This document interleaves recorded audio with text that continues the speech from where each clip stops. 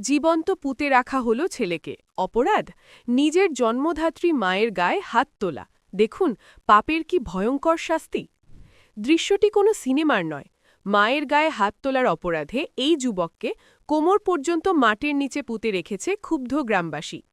যে মা ১০ মাস ১০ দিন গর্ভে ধারণ করেছেন, সেই মায়ের গায়ে হাত তোলা সন্তানের বিচার এভাবেই হল জনসম্মুখে। গ্রামবাসীর মতে এমন দৃষ্টান্তমূলক শাস্তি দেখে ভবিষ্যতে আর কোনো কুলাঙ্গার সন্তান বাবা মায়ের সাথে এমন আচরণের সাহস পাবে না।